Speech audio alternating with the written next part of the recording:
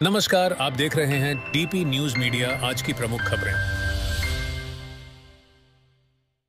कि स्वागत ऐसे भामाशाहों, मैं चाहूंगा कि लाइब्रेरी कमेटी की जो सदस्य है एक बार भामाशाह इंद्र कुमार जी का बहुमान करें।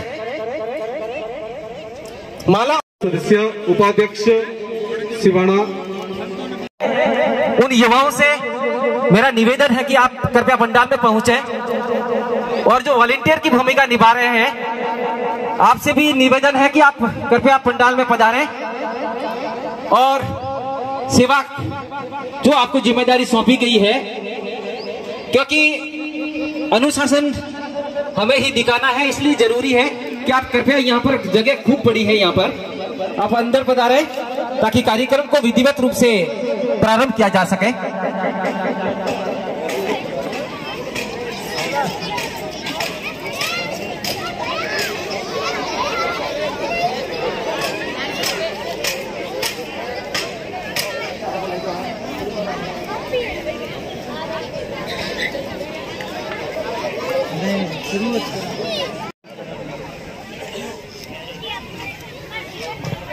आज इस पावन अवसर पर जिसमें हमारे आदर्श और महापुरुष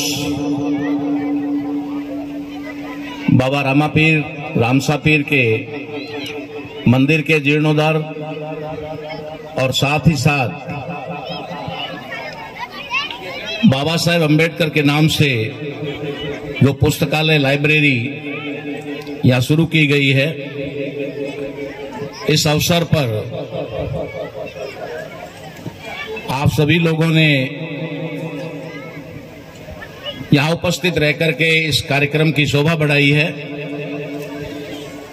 और मंच पर हमारे जो भी अतिथिगण है जिन्होंने यहाँ समय दिया है। मुझे तो कल ही इसके बारे में जानकारी मिली थी, थोड़े कार्यक्रम की व्यस्तता थी, मगर मोबाइल की वजह से सोशल मीडिया के माध्यम से मुझे निमंत्रण प्राप्त हुआ और फिर मैंने भी जब निमंत्रण पढ़ा तो मुझे पता चला कि जब बीजेपी और कांग्रेस पूरी की पूरी आ रही है तो फिर निर्दलीय पीछे क्यों रहे।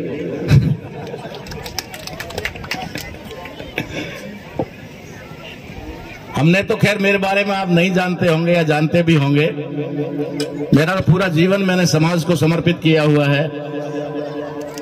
13 साल की सर्विस रिजाइन करने के बाद 2005 के बाद तो पूरी तरह से फुल टाइमर के तौर पे ही काम कर रहा हूं। तो जहां भी समाज का संदेश मिलता है युवाओं का, तो मैं वहां पर पहुंचने का प्रयास करता हूं। Welcome sir. और जो जागृति हमारे समाज में आ रही है, उस जागृति के अंदर अपना योगदान देने की कोशिश करता हूं। तो आज की अपनी बात रखने से पहले मैं हमारे आदर्श, हमारे भगवान जो कुछ भी कहें वो कम है, शायर सुत, मगनी के लाल और अजमल घर अवतार बाबा रामसा पीर की मैं आप सबों के माध्यम से जय बुलवाना चाहता हूं। बोलिए रामसा पीर की। धन्यवाद।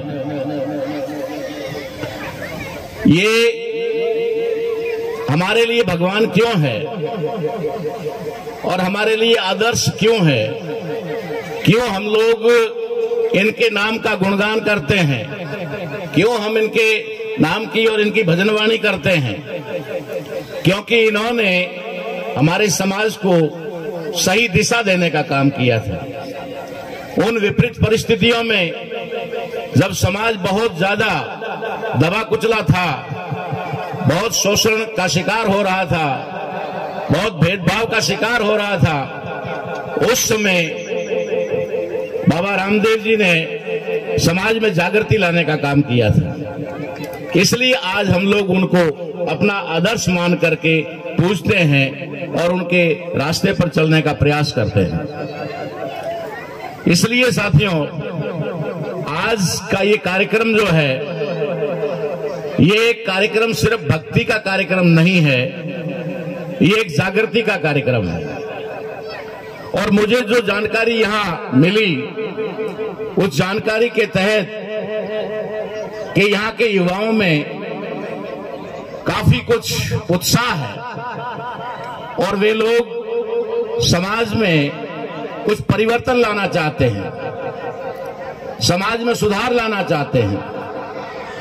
और ऐसे सुधार के और परिवर्तन के काम में उनका मार्गदर्शन, उनको दिशा देने का काम अति आवश्यक होता है, जरूरी होता है।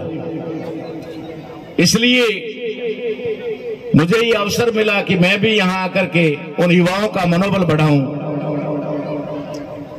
तो मैं साथियों आपको एक बात आज इस मंच के माध्यम से बताना चाहूंगा कि जितने भी हमारे संत महापुरुष हुए हैं, उन सभी संत महापुरुषों ने भी आज के युवाओं की तरह ही अपने जीवन को समाज में परिवर्तन और जागरण के लिए कुर्बान किया था। आज जिसको हम लोग सिलेबस में पढ़ते हैं भक्ति आंदोलन के रूप में, वो भक्ति आंदोलन कोई भक्ति आंदोलन नहीं था, वो एक क्रांति का, एक आजादी का आंदोलन था।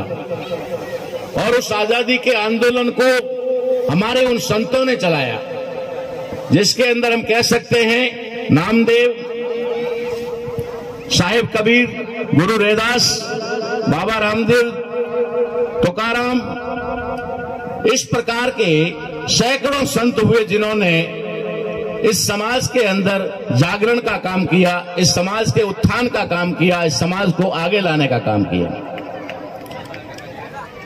जिन परिस्थितियों के अंदर उन लोगों ने काम किया, वो काम बहुत ही क्रांति वाला काम था, बहुत ही एक तरह से संघर्ष वाला काम था।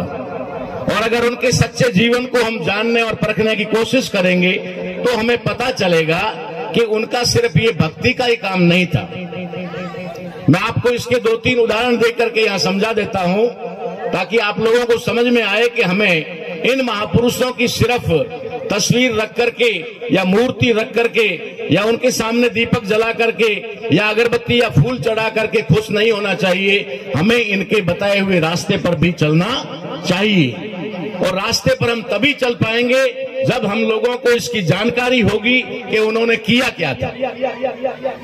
इतने बड़े आंदोलन को भक्ति आंदोलन में डाइवर्ट किया गया एक सुनियोजित योजना के तहत, वरना ये क्रांतिकारी पुरुष थे और क्रांति का काम किया था। इसलिए मैं आपको यहां सिर्फ 4 उदाहरण देकर के बताता हूं कि इन महापुरुषों को संत के नाम से जाना जाता था। आज गुरु रैदास जी को भी भक्त कहा जाता है, कबीर साहिब को भी भक्त कहा जाता है, लेकिन कबीर साहिब, जाम्बो जी, जसनाथ, धन्ना जाट, पीपा दर्जी और रामसा पीर, ये सारे के सारे एक ही जमाने में हुए थे, एक ही समय में हुए थे। और इन सभी लोगों ने सामाजिक जागृति का काम किया था। इसलिए जो सामाजिक जागृति का काम करता है उसको एक संत की उपाधि दी जाती है। ये संत शब्द जो है ये सेंट शब्द का अपभ्रंश है। इसके मूल में एक शब्द है सेंट, अंग्रेजी का शब्द है। पढ़े लिखे लोग इसे समझ सकते हैं कि सेंट शब्द जो है वो समाज में सामाजिक क्रांति और सामाजिक शिक्षा का जो काम करते हैं उनको एक उपाधि दी जाती थी, उसे संत कहा जाता था। तो ये सारे जो हमारे महापुरुष हैं इनको संत की उपाधि है। इसका मतलब है कि ये सामाजिक उद्धार का काम करने वाले थे, ये कोई भक्ति या माला फेरने वाले लोग नहीं थे। इन्होंने समाज के अंदर क्रांति लाई, समाज के अंदर जागरण का काम किया, इसलिए इनको संत की उपाधि दी गई। दूसरे नंबर की बात बताता हूं आपको कि ये जितने भी संत हुए हैं, इन सभी संतों ने जो कार्यक्रम चलाया उस कार्यक्रम का नाम उन्होंने रखा मुक्ति का आंदोलन। मुक्ति, हमारे संत क्या कहते हैं? मुक्ति चाहिए, मुक्ति नाम से होए।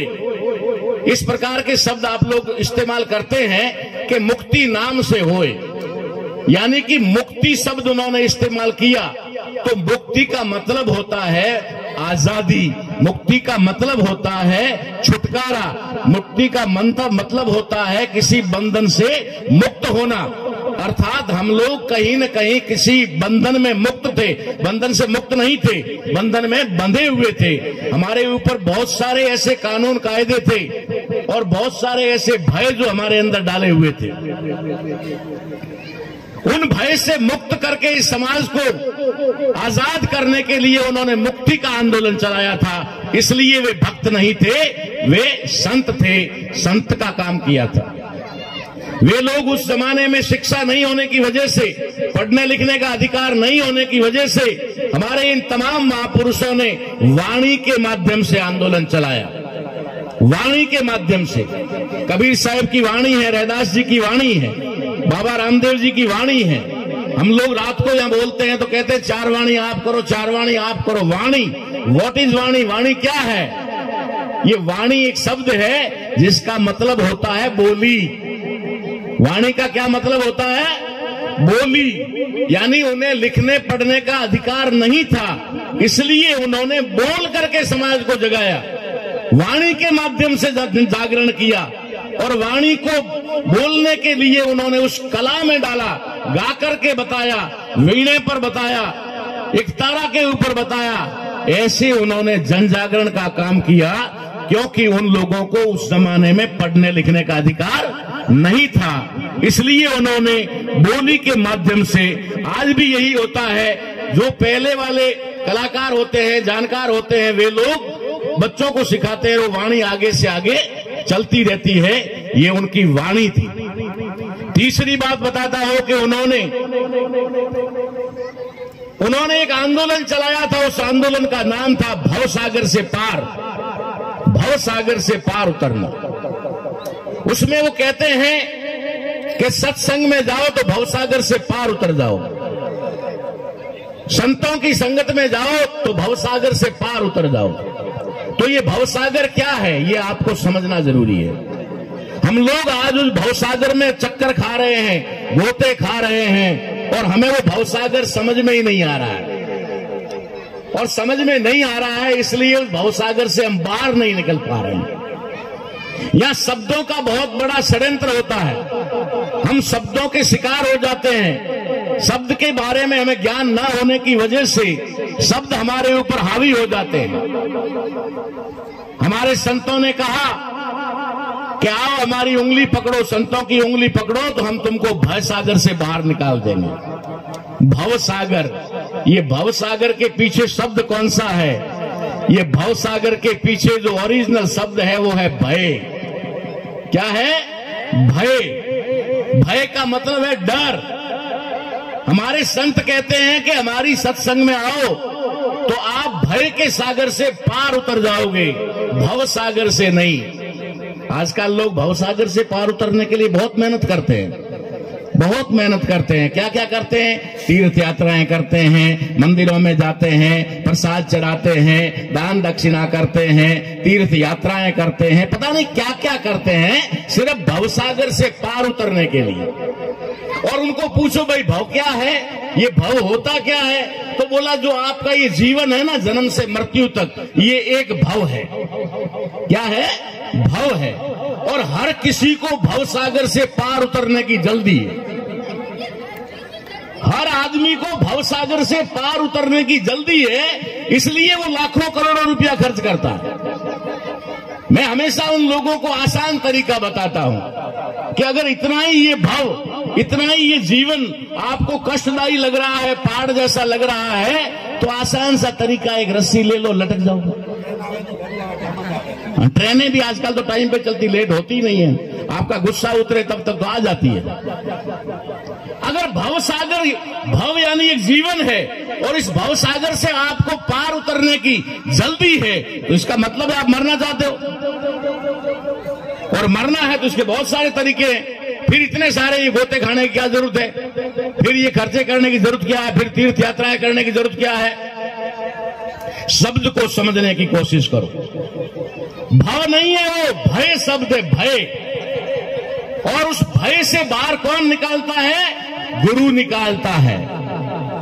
गुरु अगर सच्चा है, गुरु अगर ईमानदार है, तो आपको उस भय से बाहर कर देगा, आपके अंदर के भय को बाहर फेंक देगा। यही भवसागर इसे पार उतरने का है। अब आप समझना चाहेंगे कि ये भय है क्या, कौन सा भय है जिससे आपको पार उतरना है? ये भय है स्वर्ग और नरक का भय, आत्मा और परमात्मा का भय, भगवान और भाग्य का भय, देवी देवताओं का भय, भूतों भरणों का भय। ये जो भय है, कल मैंने एक जगह बात कही, पांडाल बहुत बड़ा था, शादी के अंदर मैं भी गया तो पांडाल तो इतना लगाया था जैसे उसको उम्मीद थी कि यहाँ 1000-2000 लोग आएंगे, लेकिन वहां 20-25 लोग बैठे। तो मैंने उनसे पूछा लोग क्यों नहीं आए? बोला बहुत सारी शादियां हैं ना, इसलिए हर घर में शादी है तो लोग कहां कहां जाए। तो अरे भले आदमी, तुझे इतना तो समझ में आना चाहिए था कि इतनी भयंकर शादियां हैं तो उसमें मैं तो ना करूं, कम से कम मैं तो ना करूं। मैं ऐसे खाली जमे में करूंगा जब सब लोग आ जाए। मुझे भी किसी ने पूछा कि आपने अपने बच्चों की शादी की तो वहां तो 10-10 हजार लोग थे। मैंने कहा भैया वो मुहूर्त देखने वाला मैं ही था, उसका मुहूर्त निकालने वाला मैं ही था, और मैंने ही तारीख तय की तो सारा समाज फ्री था। जब सारा समाज फ्री था तो आ गया, मैं भी आज फ्री था तब आया ना, फ्री नहीं होता तो नहीं आता। तो आज अगर ये हम देखें कि आए दिन मैं जिन लोगों को देखता हूं, जय भीम जय भीम, ठीक है, करते रहते हैं जय भीम, कोई तो अभी थोड़ा नमो बुद्धा भी करने लगे। लेकिन जब बच्चों का शादी करना होता है तो उसी महाराज के पास जाते हैं, दे जो तारीख। ये क्या है? ये भय है। इसी भय को बाहर निकालने के लिए इन्होंने अपना जीवन कुर्बान किया।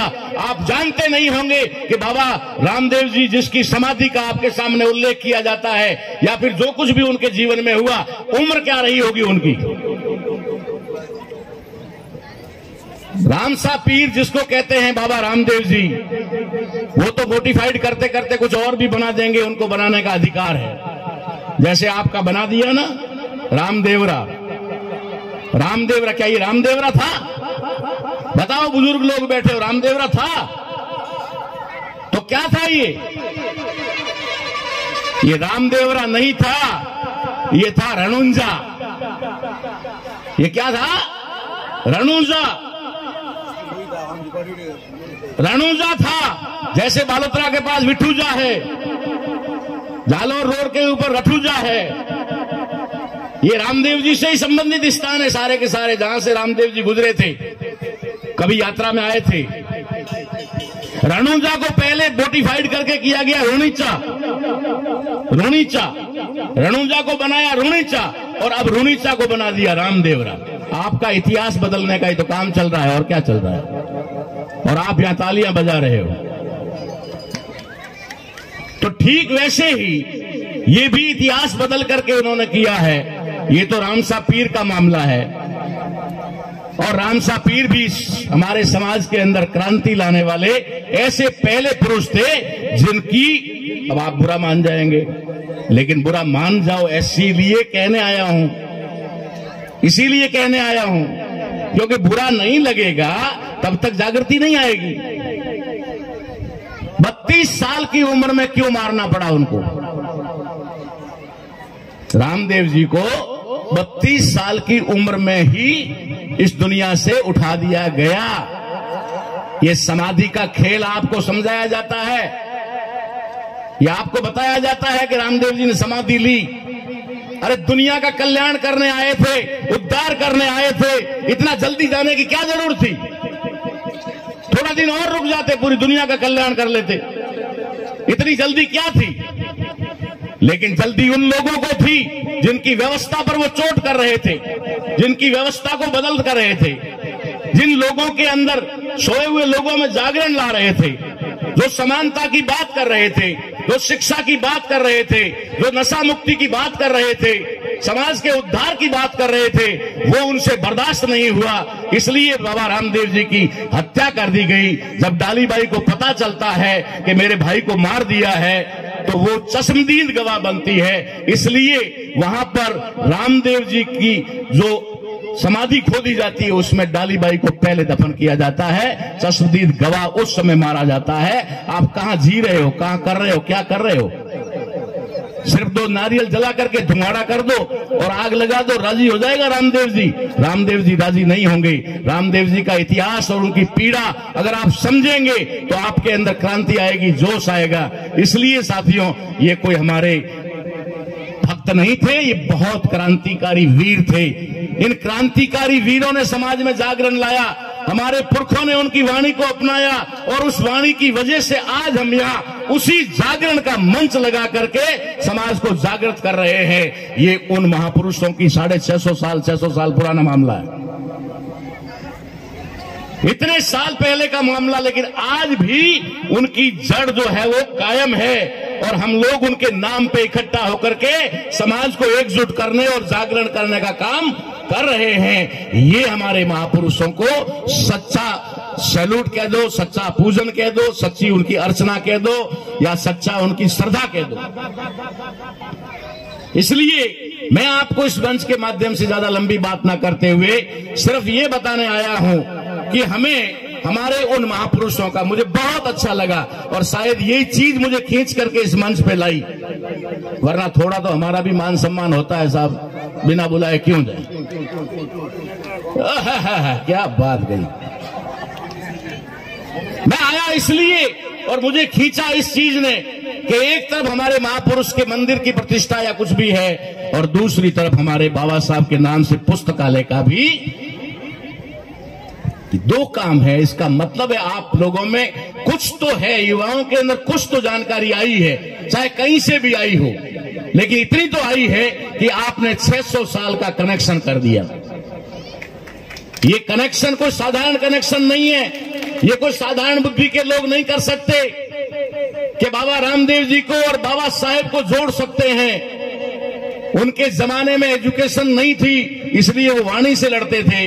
बाबा साहब अम्बेडकर को एजुकेशन लेने का अधिकार मिला और उन्होंने आप लोगों के लिए, सबके लिए एजुकेशन यानी शिक्षा के दरवाजे खोल दिए। आज हमारे बच्चे पढ़ रहे हैं, अच्छी पोस्टों पर जा रहे हैं, हम सभी लोग मिलजुल कर रहे हैं। इस देश में समानता हुई तो नहीं है मगर कायम होने के लिए प्रयास जारी है। हुई तो नहीं है अभी, लेकिन होगी, ये उम्मीद हम करते हैं कि इस तरीके का जागरण हमारी बहनों में आ रहा है, माताओं में आ रहा है, युवाओं में आ रहा है और बुजुर्ग लोग भी इसका अच्छा समर्थन कर रहे हैं। इससे हमें लगता है कि हम लोग आगे प्रगति की तरफ बढ़ रहे हैं और इस प्रगति के अंदर युवाओं को थोड़ा सा संयम रखते हुए चलना है, कहीं विचलित नहीं होना है, कहीं किसी के बहकावे में नहीं आना है। मैं आपको एक बात आज बहुत जरूरी समझाने के लिए आया हूं, जिसके तहत हम लोग एक अभियान पूरे भारत में चलाए हुए हैं। उस अभियान का नाम है मताधिकार जागरूकता अभियान। मताधिकार जागरूकता के सामाजिक जागृति को आगे बढ़ाने में सबसे महत्वपूर्ण भूमिका निभाने वाले आदरणीय ताराचंद जी, पूर्व सीएमएचओ डॉक्टर गणपत सिंह जी, विराजमान इस गांव के प्रथम नागरिक सरपंच साहब आदरणीय अशोक सिंह जी, राकी सरपंच साहब, अय्यन साहब, उप सरपंच साहब, विराजमान मेवाड़ा जी, मार साहब, मंच पर विराजमान समस्त अग्रिम पंक्ति के मंचासीन अतिथिगण और आज इस कार्यक्रम में, कल इस कार्यक्रम का जो 4 चांद लगाने में सबसे महत्वपूर्ण भूमिका होगी, इस क्षेत्र के समस्त पत्रकार बंधुओं, समाज से पधारे हुए पितातुल्य बुजुर्गों, युवा साथियों, मातृशक्ति, मेरे से पूर्व ताराचंद जी ने सारी बात आप लोगों को बता दी। मैं बात बताने से पहले इस देश के आदर्श और संविधान के निर्माता डॉक्टर भीमराव जी अंबेडकर को मैं सत सत वंदन करता हूं। बंधुओं, वर्तमान में जो देश के हालात हैं, उन हालातों से आप वाकिफ हैं। जो देश धर्मनिरपेक्ष है, उस देश में आज जगह जगह चाहे धर्म के नाम पे हो, चाहे जाति के नाम पे हो, चाहे एक दूसरे की समाजों को जहर घोलने का जो काम अपने देश में हो रहा है, मैं आप सभी से यही निवेदन करना चाहता हूं कि इस अंबेडकर जी ने जो संविधान की रचयिता निर्माण किया था, उस संविधान के अनुरूप आज देश का वातावरण होना चाहिए, लेकिन वो नहीं है। आप सभी से यही गुजारिश है कि सामाजिक जागरूकता मतलब ये होता है कि समाज में जो कुरीतियां हैं, वो कुरीतियां मिटाने का काम आप जो अग्रिम पंक्ति में बैठे पंच लोग हैं, वो ये निर्णय लें। वर्तमान के युग में सबसे महत्वपूर्ण कोई भी चीज की आवश्यकता है तो वो है शिक्षा। बंधुओं, जिस समाज में शिक्षा की कमी है, वो समाज आज भी पीछे है। इसलिए आप लोगों से ये निवेदन है कि अपने आने वाली पीढ़ी को कुरीतियों को दरकिनार करके ज्यादा से ज्यादा इस शिक्षा में भाग लें। चाहे गांवों में हॉस्टल का निर्माण करना हो, चाहे स्कूलों का निर्माण करना हो, जो आप लोग अपनी मेहनत से कमाई करते हैं, उस कमाई का आप लोग एक हिस्सा तय कर लें कि मुझे इस कमाई में से इतना हिस्सा शिक्षा में खर्च करना है। मैं निश्चित तौर पे आपको विश्वास दिलाता हूं कि जिस समाज बंधु ने, जिस व्यक्ति ने, जिस परिवार ने शिक्षा पर ध्यान दिया है, उस परिवार की 7 पीढ़ी सुधरेगी। इसलिए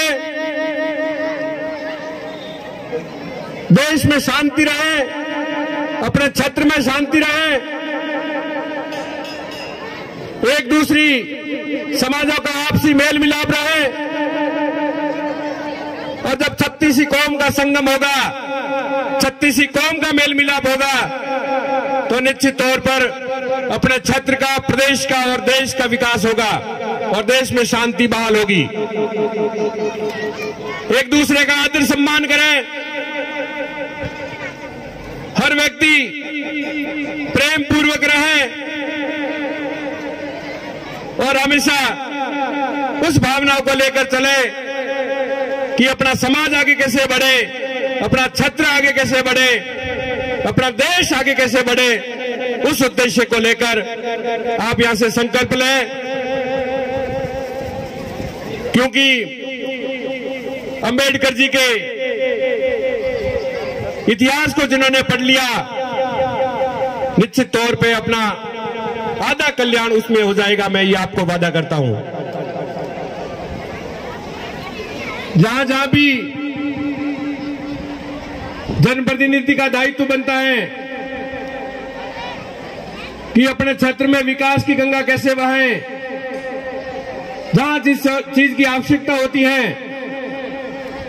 जनप्रतिनिधि उसमें हाथ बटाएं, चाहे राजनीतिक चेतना हो, चाहे सामाजिक चेतना हो, चाहे आर्थिक चेतना हो, तो हमेशा सहयोग की भावना रहती है। मुझे इस जमीन की टाइटल का पता नहीं है, मैं ओमाराम जी से चर्चा करके बता दूंगा कि हमारे पंचायत समिति से या विकास के लिए जो बजट की आवश्यकता होगी हम लोग टाइटल देकर उस पर चर्चा करके जो भी समिति स्तर से बजट की आवश्यकता होगी, या सरपंच साहब भी विराजमान है, तो मैं आपको विश्वास दिलाता हूं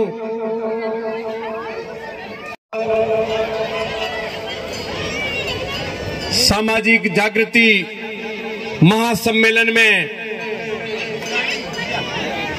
हमारे बीच मंच पर विराजमान पूर्व प्रधान प्रदेश कांग्रेस कमेटी के महासचिव आदरणीय ओमाराम जी, मंच पर विराजमान हम सबके सामाजिक जागृति को आगे बढ़ाने में सबसे महत्वपूर्ण भूमिका निभाने वाले आदरणीय ताराचंद जी, पूर्व सीएमएचओ डॉक्टर गणपत सिंह जी विराजमान, इस गांव के प्रथम नागरिक सरपंच साहब आदरणीय अशोक सिंह जी, राकी सरपंच साहब, अय्यन साहब, उप सरपंच साहब विराजमान, मेवाड़ा जी, मार साहब, मंच पर विराजमान समस्त अग्रिम पंक्ति के मंचासीन अतिथिगण, और आज इस कार्यक्रम में,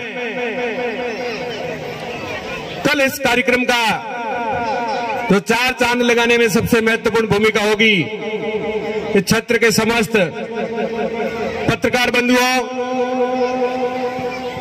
समाज से पधारे हुए पिता तुल्य बुजुर्गों, युवा साथियों, मातृशक्ति, मेरे से पूर्व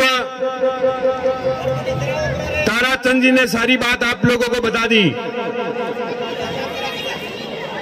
मैं बात बताने से पहले इस देश के आदर्श और संविधान के निर्माता डॉक्टर भीमराव जी अंबेडकर को मैं सत सत वंदन करता हूं। बंधुओं, वर्तमान में जो देश के हालात हैं उन हालातों से आप वाकिफ हैं। जो देश धर्मनिरपेक्ष है उस देश में आज जगह जगह चाहे धर्म के नाम पे हो, चाहे जाति के नाम पे हो, चाहे एक दूसरे की समाजों को जहर घोलने का जो काम अपने देश में हो रहा है, मैं आप सभी से यही निवेदन करना चाहता हूं कि इस अंबेडकर जी ने जो संविधान की रचयिता निर्माण किया था उस संविधान के अनुरूप आज देश का वातावरण होना चाहिए, लेकिन वो नहीं है। आप सभी से यही गुजारिश है कि सामाजिक जागरूकता मतलब ये होता है कि समाज में जो कुरीतियां हैं वो कुरीतियां मिटाने का काम आप जो अग्रिम पंक्ति में बैठे पंच लोग हैं वो ये निर्णय लें। वर्तमान के युग में सबसे महत्वपूर्ण कोई भी चीज की आवश्यकता है तो वो है शिक्षा। बंधुओं, जिस समाज में शिक्षा की कमी है वो समाज आज भी पीछे है। इसलिए आप लोगों से ये निवेदन है कि अपने आने वाली पीढ़ी को कुरीतियों को दरकिनार करके ज्यादा से ज्यादा इस शिक्षा में भाग लें। चाहे गांवों में हॉस्टल का निर्माण करना हो, चाहे स्कूलों का निर्माण करना हो, जो आप लोग अपनी मेहनत से कमाई करते हैं, उस कमाई का आप लोग एक हिस्सा तय कर लें कि मुझे इस कमाई में से इतना हिस्सा शिक्षा में खर्च करना है। मैं निश्चित तौर पे आपको विश्वास दिलाता हूं कि जिस समाज बंधु ने, जिस व्यक्ति ने, जिस परिवार ने शिक्षा पर ध्यान दिया है, उस परिवार की 7 पीढ़ी सुधरेगी। इसलिए देश में शांति रहे, अपने क्षेत्र में शांति रहे, एक दूसरी समाजों का आपसी मेल मिलाप रहे, और जब 36 कौम का संगम होगा, 36 कौम का मेल मिलाप होगा, तो निश्चित तौर पर अपने क्षेत्र का, प्रदेश का और देश का विकास होगा और देश में शांति बहाल होगी। एक दूसरे का आदर सम्मान करें, हर व्यक्ति प्रेम पूर्वक रहे और हमेशा उस भावनाओं को लेकर चले कि अपना समाज आगे कैसे बढ़े, अपना क्षेत्र आगे कैसे बढ़े, अपना देश आगे कैसे बढ़े। उस उद्देश्य को लेकर आप यहां से संकल्प लें,